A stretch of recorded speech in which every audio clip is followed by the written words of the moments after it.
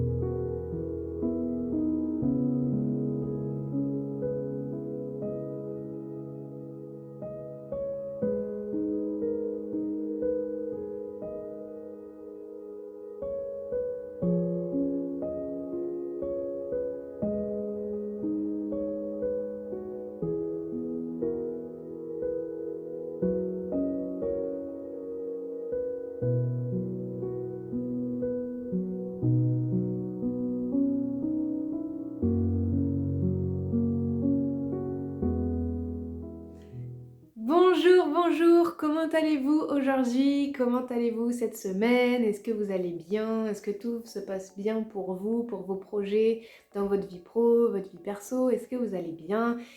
Je vous l'ai dit, moi aujourd'hui je ne suis que joie. Je ne suis que joie et voilà, si ça va pas, ben je vous envoie toute cette joie là que j'ai reçue et ça fait du bien, merci! Avant de commencer cette vidéo, j'aimerais remercier toutes les personnes qui nous ont rejoints depuis la semaine dernière. Merci à tous, merci à toutes d'être parmi nous. Ça me fait chaud chaud au cœur qu'on soit de plus en plus nombreux par ici. J'espère que l'aventure vous plaît. Si jamais vous ne me connaissez pas, la toute première vidéo que j'ai sortie, c'est une vidéo présentation où vous pouvez un peu me découvrir un peu plus qui je suis, ce que je fais, d'où je viens, etc. Si jamais ça vous intéresse, je vous la mettrai en barre d'infos. Ou alors je vais faire comme tout le monde. Vous la mettrez dans le petit i en haut à droite, ou alors peut-être là. Si j'arrive à le faire, elle y sera, sinon elle sera en barre d'infos. J'ai plusieurs petites choses à vous dire aujourd'hui. Tout d'abord, j'aimerais revenir sur le week-end de fou que j'ai passé. Il y avait samedi soir la soirée du défi brique et c'était juste trop bien. J'avais dans l'optique de vous filmer la soirée, de prendre des photos, faire des vidéos pour créer du contenu et finalement j'ai ghosté mon téléphone tout le week-end parce que j'étais tellement bien que j'ai misé sur la vie réelle. Voilà, tout simplement.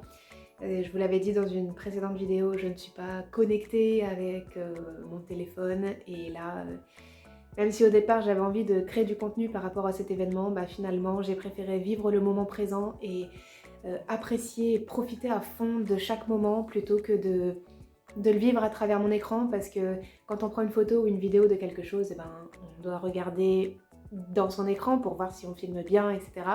Et j'avais pas envie de perdre une miette de tout ce qui s'est passé ce week-end. Et pour vous le résumer un petit peu, j'y suis allée avec ma copine Studio Redac et j'ai rencontré plein de monde là-bas, c'était trop cool. Par où commencer? Déjà, j'étais très heureuse de rencontrer Kylian parce que pour la petite histoire, j'ai découvert Kylian il y a tout pile poil un an lors d'un événement des Break Indé de Alexis. Et il avait eu, lui ainsi que Thomas Burbidge, un discours qui m'a profondément touchée parce qu'il y a un an, j'étais en plein dans mon burn-out. Hein. Je quittais mon ancienne société, donc j'étais vraiment pas bien. Et en fait, lui comme Thomas ont eu des discours qui m'ont remotivée, qui m'ont redonné envie et la motivation de me lancer vraiment. Voilà, Kylian c'est une longue histoire pour moi hein. Et j'étais tellement émue là de le voir. Déjà on est arrivé et tout, je lui ai dit ouais salut moi je suis Laurie, je fais partie du cercle et tout, il m'a dit ouais je sais, puis il me fait la bise. C'est fou parce que ma superbe graphiste, qui fait aussi partie du cercle, est allée à la soirée du défi brique de Toulouse et elle nous avait dit ça fait bizarre de voir Kylian et Valentin sortir de l'écran et quand j'ai vu Kylian, ça m'a fait tellement d'émotions. Justement parce que Kylian, je le suis depuis un an et qu'il a participé en fait à ma prise de conscience et à ce que je fais aujourd'hui en fait. Franchement, Kylian, il avait eu un électrochoc dans mon cerveau et si j'en suis là aujourd'hui, c'est parce que je l'ai rencontré à ce moment-là l'année dernière quoi. Donc c'est vrai que j'ai eu tout un tas d'émotions et c'est vrai, je me suis rendu compte, mais il est là, il existe, il est réel. C'est pas juste une image derrière mon écran d'ordinateur ou de téléphone, c'est pas juste quelqu'un qui parle, c'est pas juste un écran quoi. Il est là, il est vrai et il est vrai, voilà, tout simplement. Et Valentin c'est pareil, je le connaissais pas et j'ai fait une très belle découverte. Ils sont dans le partage, ils sont dans l'écoute, dans l'accompagnement. C'était vraiment une soirée. Puis alors j'ai rencontré plein de monde, je me suis rendu compte que j'étais pas toute seule ici. Et ça fait trop du bien, enfin je pourrais vous en parler des heures de cette soirée tellement c'était bien, mais j'ai rencontré plein de personnes. J'ai aussi rencontré des personnes qui font partie du cercle et ça c'est franchement trop top. On s'est dit qu'on allait garder le contact parce que ça fait trop plaisir de voir des gens de la communauté du cercle qui sont ici. En plus ce sont vraiment de belles personnes. En soi cette soirée ça a été vraiment un gros pouce en l'air. Même les deux, ça s'est vraiment très très bien passé, de belles rencontres, de belles personnes et ça fait plaisir en fait de voir qu'on n'est pas tout seul. Franchement, on n'est pas tout seul. Il me semble que Nice, c'était la soirée où il y avait le moins de participants, mais finalement c'était trop bien parce que du fait d'être peu nombreux, c'était plus intime, on avait le temps de discuter avec Kylian et Valentin, avec le reste de l'équipe, et ça franchement c'est précieux. Donc tant mieux qu'on n'ait pas été si nombreux parce qu'on a pu bien profiter de se parler tous entre nous et de parler avec eux aussi et d'avoir ces partages d'expériences, franchement c'était le top. Et donc pour finir sur la soirée, il y a une membre du cercle qui est Priska Yoga qui a proposé de faire un cours de yoga à Kylian et Valentin et à toute l'équipe sur la plage le lendemain matin. Et Kylian qui dit aux dernières personnes qui étaient présentes dans la salle: demain, cours de yoga à la plage à 10h, qui veut venir? Moi? Moi je viens! Moi je viens! Clairement je viens, mais imaginez l'opportunité de fou, la chance de fou de partager encore du temps avec ces personnes-là, mais c'est juste génial, c'est génial. Enfin, j'y suis allée. On s'est donc retrouvés sur la plage le lendemain à 10h, on était quoi, une petite quinzaine, et c'était trop bien. Franchement, c'était trop bien. Il y avait aussi des personnes du cercle, d'autres personnes de la soirée du défi brique. On a pu prendre des photos, discuter, etc. C'était vraiment, vraiment top. Un bon moment. Déjà, le yoga, c'était la première fois que j'en faisais et franchement, c'est top. Toutes ces choses-là qui me font me recentrer sur moi m'apaisent vraiment parce que comme vous le savez maintenant, je suis une pile électrique et ça m'apaise, ça me ralentit et ça m'a fait tellement de bien. Priska nous a dit: imaginez le sentiment sur lequel vous allez travailler cette semaine, imaginez quelque chose sur lequel vous allez travailler cette semaine et vous ne visualisez que ça. Ben moi, ce que j'ai visualisé, forcément, c'est mon projet, c'est mon livre. Et à un moment donné, on a fait une position. Alors, je crois, je sais pas, c'est le guerrier là, celui où on est comme ça là. Je sais pas si vous voyez. On devait visualiser l'émotion, ce sur quoi on travaillait dans notre main. Et en fait, ben, ce jour-là, on avait un beau ciel bleu avec quelques nuages. Et, et en fait, moi, quand j'ai visualisé mon livre, qui était tout là-haut, il était sur ma main, dans le ciel avec les nuages. Je pense que les nuages ont fait prendre toute la dimension de mon projet à ce moment-là. Parce que si le ciel avait juste été bleu, mon projet se serait perdu dans le ciel, dans l'immensité. Mais là, d'avoir les nuages, j'ai vraiment vu mon livre et mon projet tout là-haut. Et ça m'a... J'ai visualisé mon projet là-haut, quoi. Alors, c'est sans prétention, hein. Les gens qui me connaissent le savent, je ne suis pas du tout prétentieuse, mais c'est juste d'avoir cette image. Maintenant, quand je pense à mon livre, je le vois là-haut et ça m'a reboosté, mais un truc que vous pouvez pas vous imaginer, quoi. Donc ça a été vraiment super la matinée. Et à midi, ben, on a quitté l'équipe pour les laisser manger tranquille pour qu'ils puissent repartir. Et en fait, ben, moi j'ai déjeuné avec deux personnes que j'ai rencontrées à la soirée. Il y avait... je sais pas si je peux dire leur prénom, bon, je vais les dire. Hein. Il y avait Brenda qui fait aussi partie du cercle et Anissa que j'ai rencontrée grâce à la soirée de Défi Brique. Et on a déjeuné ensemble, on s'est posé à 12h30 en terrasse et on s'est quitté à 19h. C'était juste génial, une après-midi entre filles comme ça, avec des envies d'entreprendre. On a parlé de nos projets, on a parlé un peu de nos vies, comment on en est arrivé là, qu'est-ce qui nous motive, ce qu'on a envie de faire, où est-ce qu'on se verrait, qu'est-ce qu'il faut mettre en place pour y arriver. Enfin, on a parlé vraiment de plein de choses et en fait, ce qui a vraiment été incroyable, c'est que est-ce que c'est parce qu'on s'était déjà un peu parlé la veille ou je sais pas, du fait qu'on soit dans le même événement, on est toutes dans cette même démarche d'entreprendre.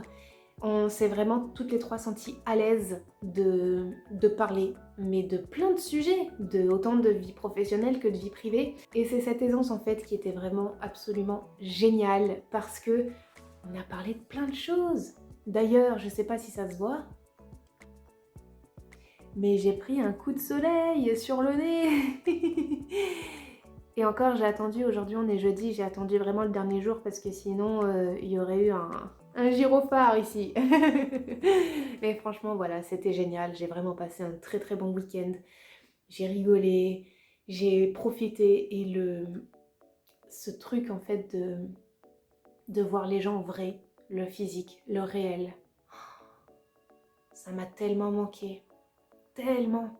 Avec les confinements, etc., j'ai passé beaucoup de temps en télétravail. Déjà dans mon ancienne entreprise, on télétravaillait et depuis que je l'ai quitté, je suis encore dans mon bureau et en fait je sors très rarement. J'ai une vie sociale qui s'est appauvrie et là d'avoir un week-end comme ça et en plus de rencontrer des personnes qui entreprennent comme moi, je me suis sentie mais waouh! Et j'ai vraiment envie maintenant de mettre l'accent sur le présentiel, voilà, sur les relations humaines, parce que la semaine dernière, je vous disais que je me posais une question par rapport à mon site internet. Et c'est vrai que j'avais un peu ce tort de penser, comment je vais faire pour vendre sans internet? Parce que je sais qu'il y a la vente digitale et la vente locale. Mais ici, pour trouver dans notre région un local pour vendre, ça peut vite être très cher, donc il faut faire des partenariats.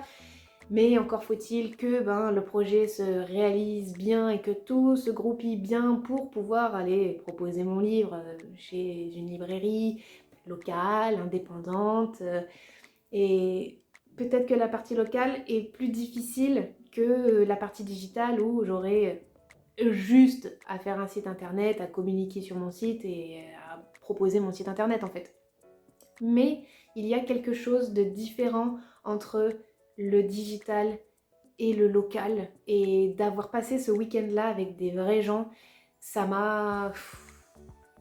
Je pense que je vais vraiment réfléchir à un moment donné, mais vraiment bien me poser à comment faire pour être présente localement dans ma zone de chalandise, pour être présente là. Voilà, pour aller à la rencontre des gens, pour aller à la rencontre des personnes qui peuvent me suivre ici et rencontrer les gens parce que ça, c'est vraiment, c'est juste incroyable. C'est une expérience enrichissante, vraiment. J'ai envie d'intégrer ça dans, dans mon entreprise en tout cas, donc j'y réfléchirai. Donc pour les questions que je me pose par rapport à mon site internet, eh bien je vais vous en parler parce que c'est des grosses questions. En fait, j'ai le dilemme de est-ce que je le fais ou maintenant, en tout cas pour cette année, ou est-ce que j'attends plus tard? Parce que déjà, j'ai eu de la chance d'avoir une visio avec des illustratrices, dont une qui avait déjà sorti 2 livres en campagne Ulule, donc j'ai eu des gros conseils par rapport à ça. C'est elle notamment qui m'avait conseillé de demander plus d'1 millier d'exemplaires pour mon livre pour avoir des prix unitaires moins chers, pour pouvoir faire un prix de vente correct. C'est pour ça que maintenant je demande des devis avec plus de 1000 exemplaires.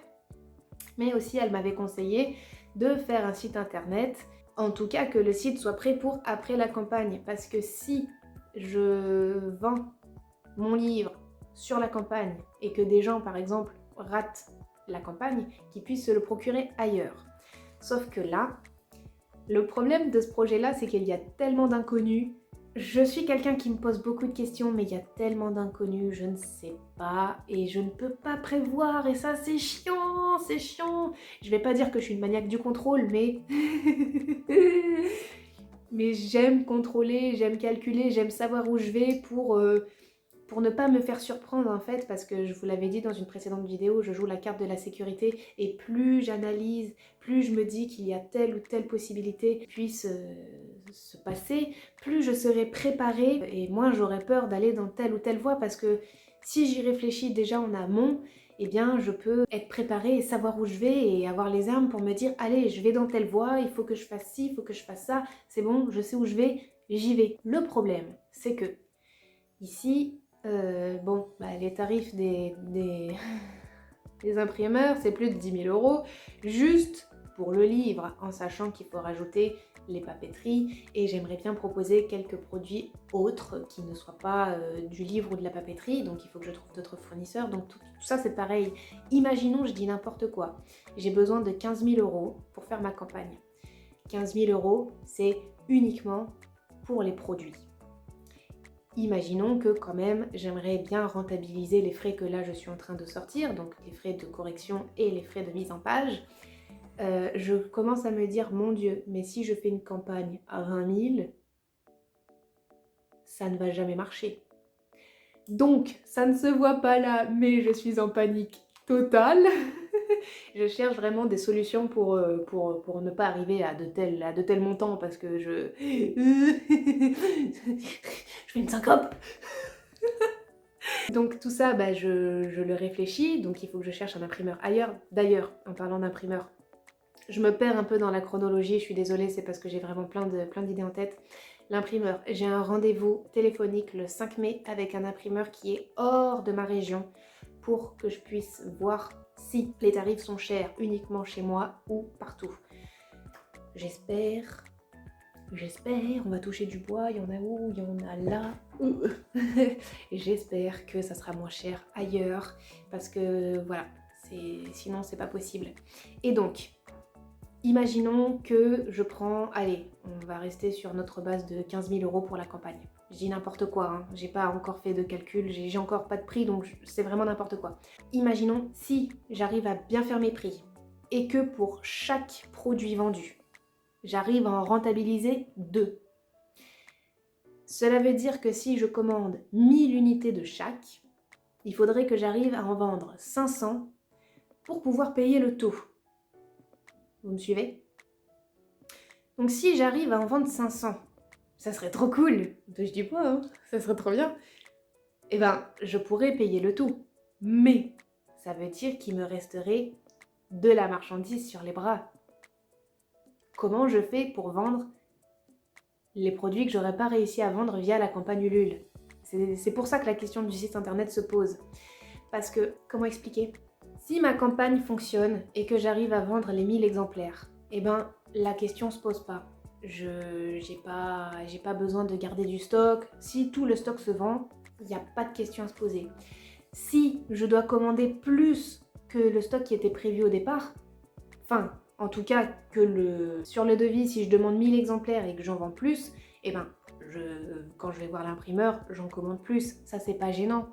Mais ce qui est problématique, c'est dans le cas où j'arrive à avoir l'argent pour payer la totalité du devis de mes fournisseurs, mais que je n'ai pas vendu toutes les quantités. Comment je fais si je n'arrive pas à vendre toutes les quantités? Bah, ça va me rester sur les bras. Donc, la question du site internet se pose pour vendre l'éventuel stock que je n'aurais pas vendu. Et d'un autre côté, je suis en train de me dire, j'ai travaillé dans le web pendant mon année de licence, donc je sais qu'un site internet c'est important, je sais qu'un site internet ça fait professionnel et que ça sera nécessaire à un moment donné, mais n'oublions pas que mon livre est un calendrier de l'Avent. Ce qui veut dire que je ne pourrai pas le vendre en décembre. Donc, même si je fais mon site internet et que je l'active en octobre, une fois que la campagne est finie, quelle garantie j'ai, encore une fois, de pouvoir écouler tout le stock qui va me rester? En fait, c'est ça qui est super chiant, c'est que je n'ai aucune garantie de rien. Et de ne pas avoir de garantie, ben, ça me fait peur en fait de devoir encore sortir des frais pour quelque chose, je ne sais pas comment ça va tourner. Parce que là, le site internet, encore une fois, c'est un budget, hein, il faut investir dans ce support. Mais c'est pas seulement un investissement financier, c'est aussi un investissement de temps. Si j'ai décidé de déléguer la partie graphisme, c'est parce que je me suis posé des questions. Est-ce que j'ai le temps de faire ça? Non, j'ai pas le temps. La partie site, c'est pareil. Est-ce que j'ai du temps en plus de tout ce que je dois faire? Donc la partie écriture, la partie illustration, parce que là, les illustrations, je suis que sur les illustrations du livre. Après, il y a toutes les illustrations des cartes, des produits annexes que j'espère que je vais arriver à faire. C'est lourd, ça prend du temps. Donc, est-ce que j'ai encore du temps à allouer à une autre tâche? Surtout qu'un site internet, c'est gros, ça prend du temps. Il y a plein de choses à faire attention. Le site internet, pour avoir travaillé dedans, je sais comment il doit se construire, je sais quels sont les points où il faut faire attention. Par exemple, je vous le dis comme ça, un site internet, il faut qu'il réponde à la règle des 3 clics. C'est inévitable. Un site internet doit répondre à la règle des 3 clics, ce qui veut dire que votre site internet, en 3 clics maximum, la personne qui vient sur votre site doit trouver l'information qu'elle est venue chercher. Si elle doit faire plus de 3 clics, elle va s'en aller. C'est prouvé statistiquement que si on dépasse les 3 clics, eh ben on perd l'audience qui vient sur le site. Donc la règle des 3 clics. Donc c'est important en fait. Un site internet, ça ne se fait pas comme ça se réfléchit, ça s'élabore, ça prend du temps, etc. Est-ce que j'ai du temps à mettre dans cette tâche-là? Non, donc je sais pas, vraiment, je me pose la question si pour la première année, si pour le premier projet, je ne passerai pas que par Ulule pour vendre. Voilà. Et peut-être si jamais il me reste du stock, je touche du bois, parce que s'il me reste du stock, c'est que mon livre aura vu le jour, donc on touche du bois. Hein. Peut-être trouver un marché de créateurs ici, bien que il n'y en a pas des masses. Alors ça, c'est le terrible constat qu'on fait avec les artistes que j'ai rencontrés, soit via la soirée du Défi Brick, soit via le cercle. On n'est pas dans une région ici, sur la Côte d'Azur, à création pour les artistes. Ou alors en tout cas, peut-être on cherche mal, mais on n'a pas beaucoup d'événements, on n'a pas beaucoup de marchés de créateurs. J'ai l'impression que mes copines artistes qui sont dans d'autres régions ont plus de dates, ont plus de lieux, plus d'événements que nous. Et je sais pas, si vous êtes aussi originaire de la Côte d'Azur et que vous avez des bons plans, n'hésitez pas à nous les partager parce que c'est pas évident. Franchement, c'est pas évident. Donc voilà pour la question du site internet. Et puis aussi, je me suis dit, si je dois rajouter les frais que je suis en train de dépenser maintenant pour mon projet à la campagne Ulule, j'ai peur. En fait, chaque jour qui passe, je me sens petite fourmi face à une montagne. Et elle grossit, elle grossit, elle grossit. Pourtant, moi, j'ai pas bougé, hein, je reste là. Et j'ai l'impression que la montagne, elle vient, elle fait alors, Laurie, tu galères? Eh ben, t'as pas fini. Non, mais c'est tout un tas de questions comme ça. Je me dis, quand même, le but, c'est que j'arrive à... Et j'aimerais bien pouvoir arriver à stabiliser les frais que je suis en train de sortir. Mais tout ça, ça me fait peur, vraiment. Je n'attends rien. Là, je pense que le dernier devis de l'imprimeur là, que j'ai demandé m'a mis un sacré coup là, dans la nuque. Donc je n'ai aucune attente pour le rendez-vous de l'imprimeur que je vais avoir début mai, qui est hors de ma région. Parce que j'ai plus envie de me dire ouais, vas-y, c'est cool, c'est trop bien, ça va le faire, je vais y arriver et tout. Non, là, je suis réaliste. Peut-être un peu limite fataliste, mais je préfère être comme ça et avoir une bonne surprise plutôt que de me réjouir trop vite et finalement d'avoir encore une déception. Voilà pour mes questionnements, pour tout ça. Aussi, je voulais vous montrer de plus près ce que j'ai fait cette semaine pour vous montrer un peu l'avancée du livre. Donc je vais aller chercher tout ça. Hop là. Alors, si vous vous souvenez bien, on avait fait quelques recherches de texture dans mon petit carnet qui sont ici.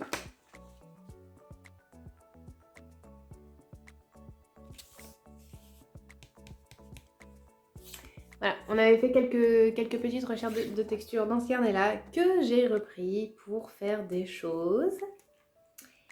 Et je vais vous les montrer. Hop, donc ça, première chose que je vais vous montrer, elle est où? Je me suis tout mis dans un porte-vue. Comme ça, en fait, je mets mes illustrations dans l'ordre où elles apparaîtront dans... Ouh. Oh. Comme ça, dans l'ordre dans lequel elles apparaîtront dans le livre pour commencer à voir un peu que ça prenne forme. Dididou, où on est, Laurie? On est là. Donc, suite à la recherche de texture, j'ai repris mon modèle, viens ici, et j'ai fait ceci. J'ai bien envie de vous demander, comme la dernière fois par rapport au bâtiment que je vous avais montré, j'aimerais bien savoir où est-ce que votre imaginaire vous emmène quand vous voyez ceci. C'est, j'ai essayé en fait de faire une feuille de papier vieilli. Et j'ai bien envie de savoir à quoi vous fait penser ce type de papier, où est-ce que votre imaginaire vous emmène quand vous voyez ce genre de choses. Dites-moi, à quoi peut bien servir cette illustration? J'ai bien envie de voir ce que ça peut vous évoquer. Ensuite, j'ai un carnet de croquis qui est ici. Et j'ai dessiné un jour, j'en ai profité quand j'étais pas bien. La semaine dernière, suite à la réception du devis de l'imprimeur, je me suis dit non, j'avais franchement ni la tête à écrire, ni la tête à peindre une grosse illustration. Alors j'ai fait quelques croquis de choses et d'autres. Voilà, qui sont là, des petits croquis de choses et d'autres qui me plaisent bien et que j'ai envie de mettre un peu par-ci par-là dans le livre. Donc j'ai fait ça. Et j'ai fait autre chose aussi. J'ai fait un petit ça.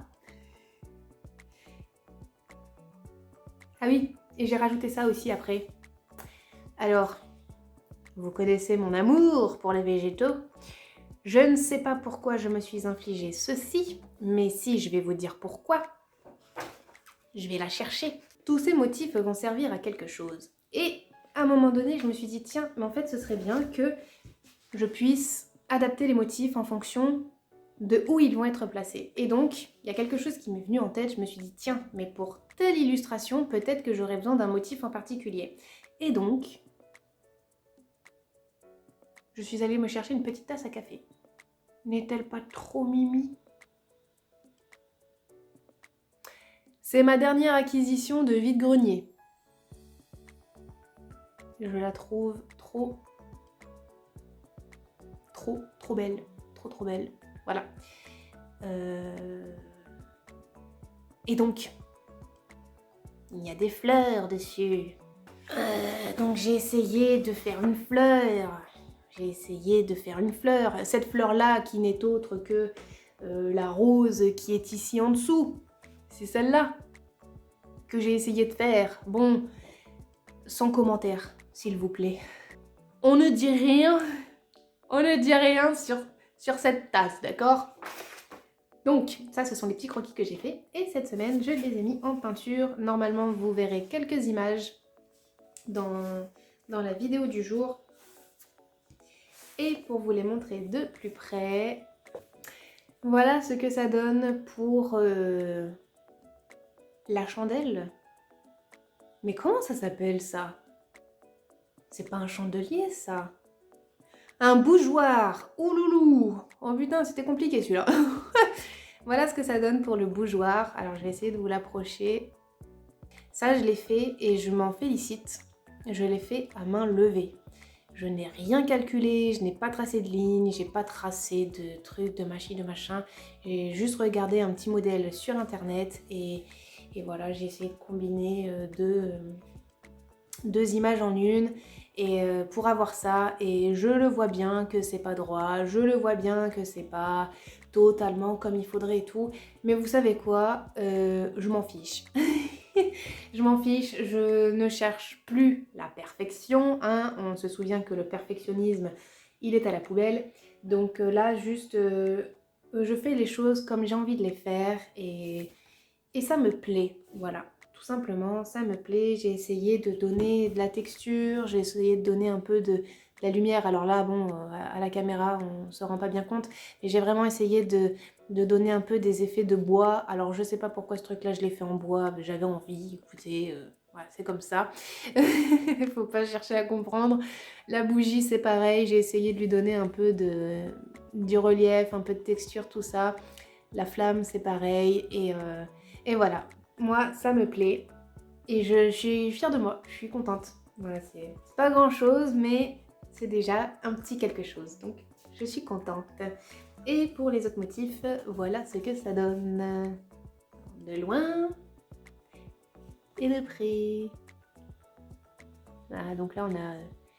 Alors, c'est pas tout à fait fini, je pense qu'il faut que je rajoute un peu quelque chose là sur le cachet de cire, mais je sais pas quoi rajouter. Pas trop. Là, bon j'ai pas besoin de vous dire ce que c'est, je pense que vous vous en doutez. Et voilà pour le reste. Alors, pas de commentaires sur la fleur.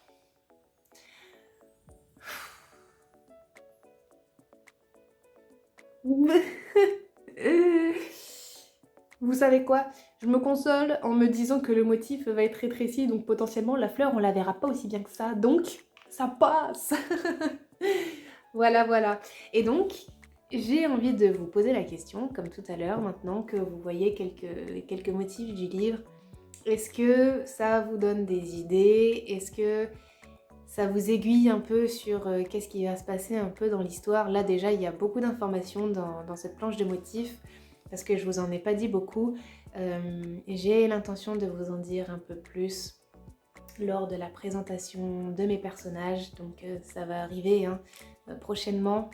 Et d'ailleurs, vu que cette semaine, pour remercier les personnes qui nous ont rejoints sur Instagram, j'ai fait une story où je me suis présentée et où j'ai parlé un peu plus du livre et j'ai donné une information que je vais vous donner ici aussi sur YouTube. L'amoureuse et son fidèle acolyte Snow vont évoluer dans le monde de Lovely Snow.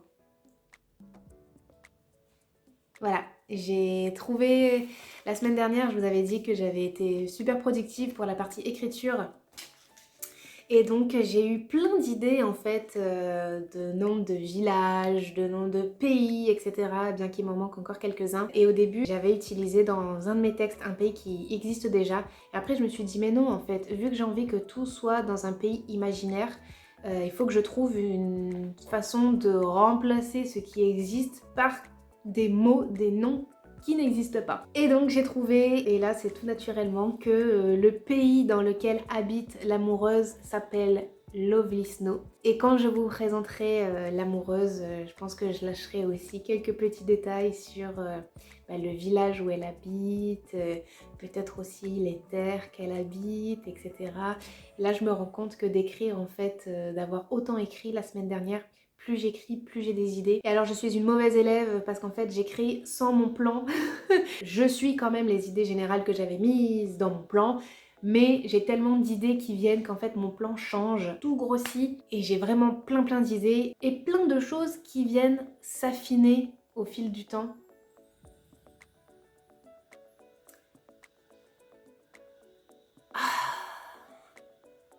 J'espère qu'on va pas entendre derrière le son des jardiniers qui s'occupent du jardin parce que sinon je serais verte.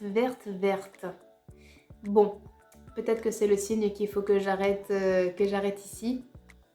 En tout cas, voilà, n'hésitez pas à me dire ce à quoi vous fait penser tout ça. Ce petit motif-là, ce petit motif-là aussi. Voilà, je serais très curieuse de savoir ce que ça vous évoque, qu'est-ce que vous pouvez bien imaginer en voyant tout ça. Et je serais très heureuse de lire vos commentaires pour voir si vous arrivez à aller là où je veux vous emmener. En tout cas, rassurez-vous, c'est prévu dans pas longtemps, quelques petites infos, plus d'infos vont vous être données. Donnez-moi encore un peu de temps s'il vous plaît, j'ai besoin encore de quelques semaines. Sur ce, je vais m'arrêter ici. Merci à toutes les personnes qui ont rejoint l'aventure depuis la semaine dernière. J'espère que ça vous plaira. Merci à toutes les personnes qui prendront le temps de me regarder et de m'écouter jusqu'à la fin. J'espère que ces petits moments peinture vous auront plu aussi. Je vous remercie tous et toutes d'être présents et présentes au quotidien sur Insta avec vos jolis mots que vous m'envoyez. Ça me fait chaud au cœur. Merci. Ça me fait du bien, vraiment ça me fait du bien, c'est quand j'ai une petite baisse de morale là à cause d'une mauvaise nouvelle d'imprimeur ou quoi, je me dis non, faut pas que je lâche, faut que je continue. Donc merci à tous d'être là, merci à tous d'être arrivés à la fin de cette vidéo. Je vous dis à la semaine prochaine pour de nouvelles aventures et d'ici là, prenez bien soin de vous. Ciao!